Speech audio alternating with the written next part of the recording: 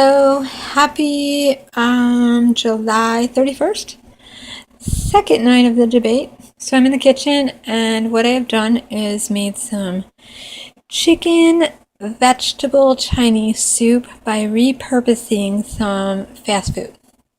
So a friend of mine went yesterday to get one of those luncheon specials, like chicken and Chinese vegetables. And so what I do is I bring that stuff home and I rinse the bajiggers out of it. I rinse the broccoli, the carrots, then I grab my carrots, my celery, my onion, and I start a broth. And I take just a tiny bit of the juice that's in either chicken and snow peas or chicken and vegetable or whatever the heck you want to make. And I use the bamboo shoots, I use the bok choy and all of it that comes with it. Really rinse it good. And then if you have any extra little, if you have carrot, celery, onion, garlic in your house, like I did, and I had some chicken breast, I had some snap peas and snow peas already that I wanted to use up. So I got my celery cooking with my onion and my garlic, celery, onion, garlic, and my carrots. And then I added the carrots that were rinsed thoroughly, and I re-chopped them to make them look like, not those to make it not look like, a Chinese meal. I took my bamboo shoots and I chopped them to smithereens and like matchsticks, rinsed those. I took some of my chicken out from my chicken and broccoli and added my snow peas to it. I rinsed my broccoli and I rinsed my chicken, and then I added chicken tenderloin. See if I can get a picture of this. Let me find some of that. Okay, so here was some chicken that was actually in my. Actually, I got chicken fried rice with it too. But that's frozen. So I want to show you the difference. I guess I can't find it right now. It's all in there. So I took a bay leaf, garlic, poached my chicken, crushed it up, and threw it back in. This was a piece of Chinese vegetable right there. You can kind of see the difference between. So mix and match, sort of like semi-homemade. You just repurpose your Chinese food. I even have some water chestnuts in there, chopped up. And then it makes a nice Chinese vegetable soup. And what I used was only one serving of the rice lau mein. So that's what that is. And I bought that at the store. But you could, if you wanted to get the lau mein and if you wanted to get the lau mein and just like get it already made up and use some of the juice from that, it would make it really a little darker, I guess. But I wanted to rinse all the soy and all the sauces out of it so it wasn't too much sodium. I'm just going to munch on this all week. So I'm on a diet, so I'm going to do a little soup every day because I do good when I do soup. So I wanted to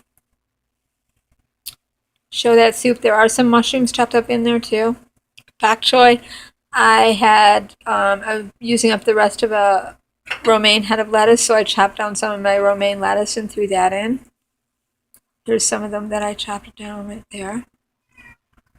That's it. It's all Chinese soup. Okay. I hope everybody's having an awesome day. And I'm ready for debate 2 tonight.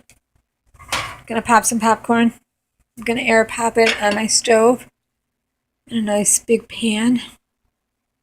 And just, the debate last night. Okay, the debate last night, the stars, for me, I really had a hard time focusing on the debates because I felt like every minute it was like, thank you, on to the next person. And I really felt like the moderators, I love, first of all, CNN feels like family to me. Honest to God, they do.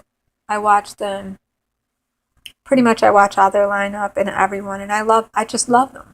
And but I felt like Jake and well, let's just say the first two moderators were really um, moving people along quicker and cutting people off a little fast. And then by the time Don Lemon got in there, he was really letting people explain, which I thought was nice. But what was really cool, I mean, it's a debate. That's how it goes. Not that they were doing it purposely, but the media is very much involved in those debates and how they come across. It really is. And I thought the moderators were fantastic.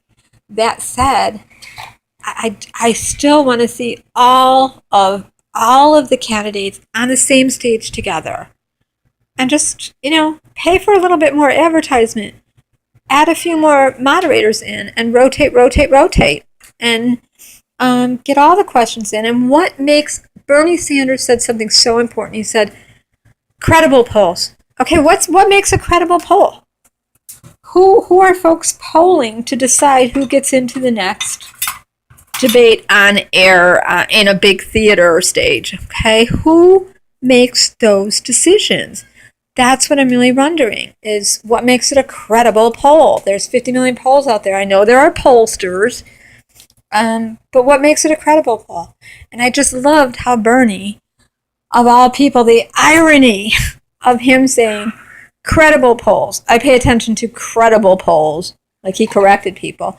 Elizabeth Warren and Bernie were kind of on the same page, which I love. And Marianne Williamson really shone like the bright star she is. I really, really, really do want to see these three together. I think Bernie moving everybody along with Elizabeth and a surprise person like Marianne Williamson would be a force of nature that is completely opposite of Donald Trump, which would just flip things totally.